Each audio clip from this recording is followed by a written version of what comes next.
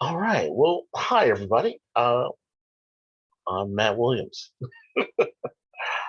I know I seem to have a lot of nicknames over the years. Uh, Thank you to everybody that's helped out so far. Uh, you'll have to forgive me. Today's been a bit of a rough day. I have been cramping for the first time after dialysis the last day and a half, so I've been taking it pretty easy. But I wanted to give you all an update. And sometimes that means updating when I'm not doing so well. Um, we did the surgery last Wednesday for my fistula. That's the piece that goes in my arm. So just you can see my arm's pretty normal. There's a see a little wound there, but that's so that this arm can be used to do uh, dialysis. And so instead of having this bit in my chest, just a little bench for there, they'll be able to go in and really just do the needles right there to my arm each time, and I'll be able to go on my way afterwards. Um, it didn't really hurt, to be honest. I don't remember anything. They kind of got me all set up, got me in the room, and said, "Okay, you're gonna take a couple deep breaths, and then you're gonna wake up in recovery." And I was like, "Yeah, whatever." Uh, you know me. But I took that third breath. I inhaled, and the next thing I knew, I was waving at the nurse to come in and get the tube they put in my throat out. My voice is probably a little more tired than you're used to. It's just kind of been like that the last week or so, uh, as it kind of reclaimed itself from the intubation process. I'm fine. Wasn't even scratchy. It's just it sounds worse than it is. So I wanted to say thank you everybody who made that possible. There's been a lot of folks that have pitched in here in Kansas City to get me to places and from places that I need to get to. On top of all of you that have already donated and everybody that's shared so far.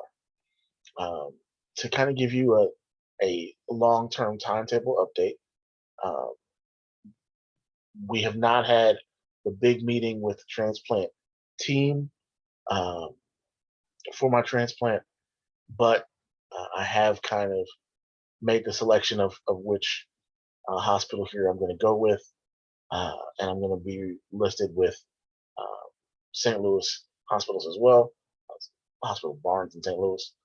Uh, the initial conversation where they kind of explained to me, hey, what I need to look out for, the social worker and one of the doctors. Basically, they think probably about a year of dialysis and weight loss should get me in the right place to do this transplant. Uh, One of the big things that uh, Aaron, thank you for all your guidance on this, having gone through it already. One of the big things that uh, he impressed upon me was, hey, it's going to take a process to get you down BMI wise. They use that uh, for determination. And one of the things the doctor tried to explain to me was it's not so much about the actual weight; it's about the health condition of your body. They don't want to be in a place where I get this transplant, my kidney's fine, and the new kidney is overworked because other problems in my body. So, with me being uh, a candidate based on my kidney situation and having had congestive heart failure, it's going to take some time to really get into a safe place where one I will survive the transplant process, but also that everything kind of goes correctly afterwards as well. There's no point in doing all this and then suddenly, a year later, we got to do it all over again. Uh, so the goal right now is to really do just a healthy weight loss um, and getting rid of this fluid as much as possible at the same time. As many of you know, I went through dealing with congestive heart failure starting in 2020, and unfortunately, it is making this more complex. The fluid that uh, is primarily leaked out because of a protein that my kidneys don't process and instead expel to my body has to constantly be taken off through dialysis as well as the usual toxins. And so that's why it was really important to get this fistula so that uh, there is a really, the toxins are being reduced, but also so that we could stay ahead of the fluid each time. It's really important that I don't miss dialysis visits and trips for that particular reason. Um, I want to thank Ian Anderson, especially for a lot of my, post congestive heart failure education on that stuff. He's kind of really been the influence as far as that was concerned. And when this kidney thing developed, I just went right back to the people that I knew would have, the information I needed. Um, the big thing now is just getting to the point where disability, Medicare, and Medicaid will get a hold of stuff um, that should stabilize a lot. Um, oh, somebody's messaging. Um, I don't really know what other um, things I can really do on my end. I have, I've honestly, tried a couple of times now to see if some of the, more at home, simple, jobs could uh, have me working uh, document review, things of that nature.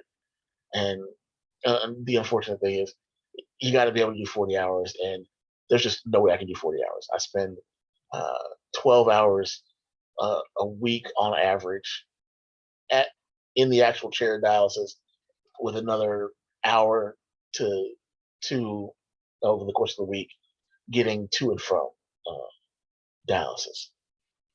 So that just it takes out too much time for most places to let me work there. We'll see once disability and everything is kicked in if that can be changed, but that's kind of where stuff is. Again, on the long term stuff, there's still things that we're looking to do. I would love to uh, reduce kind of just the things around me. And so, with the help of folks here in town, we're going to be getting through some of the different items here at the house, and just you know making it so making life a lot lighter in a very physical sense, both in my body and outside of it. So that's all that's going on there. Um, I wanted to again, I just want to thank everybody. There has been an outpouring of support and help that I just honestly I never expected. People that I definitely didn't expect have contributed to things like the GoFundMe and just to helping me get around places. And I want you to understand it. As much as I don't seem to be talking much, it's really more to be, private about what's going on with me physically. And I am eternally thankful for everything you guys have done and continue to do. Uh, a special shout out in this update I want to give to my god sisters Tammy and Melina, who, you know, I honestly, I don't want to get too deep into all the lovely things they've done here very recently because I will cry and I'm trying not to do that because still me. Uh, but seriously, I want to thank everybody who has made just a little time for me. Um, it's really helped make this a lot easier than it had been before. Um, like I said, with the kind of transplant timeline known, it's a little bit easier to plan things. Obviously, easier to plan me after I get the transplant stuff. Um, one of the major things right now is trying to reduce costs. What we've been doing with the GoFundMe here initially has really been, unfortunately, had to commit to uh, getting bills out of the way here at the house until uh, we're able to get the help of disability, but also to get me back and forth to dialysis As I said in the original update I did, uh, it's uh, basically $11 round trip if I can do Salvation Army, and that's has to be planned a week ahead. So we do that for Dallas itself because that program only runs during the week. So my Tuesday and Thursday are usually covered, and then Saturday has had to be Uber. We did try Lyft for a while, but Lyft is for some reason more expensive than Uber is going out to Dallas is. I would get an Uber average here lately. It's been an average of about I don't know, 16 to $20 each way. Lyft was something like 24 the last time I tried to go using Lyft. Um, so it's each way out there trying to just maximize what's available uh, for now. So to be honest, a lot of you all's money that you've contributed has gone to me getting back and forth to dialysis and other doctor's appointments. Um, there have been a lot of those around surgery, and there's a lot of follow up coming up as well that has helped out with. And like I said, the regular spills, keeping the power on, the internet on. It's kind of the only things that really work. Like again, thank my gosh just for the great food they popped up with. It's definitely helped out a ton as well. But that's usually how that stuff works. Um, I've been doing a lot to just kind of get myself, right and just kind of stay with it. And the phone calls and text messages from folks and you know comments on posts and elsewhere have really encouraged my spirit. So I don't want to keep you guys too long. I just want to give you guys an update of where we are. The house is still planning to be sold uh, once we do all this, like I said, this cleanup and donation slash uh, selling of things. Um, there has the basement did finally get somebody to work on it. He's done an amazing job. Maybe next update, I will show you all some pictures of the work he did.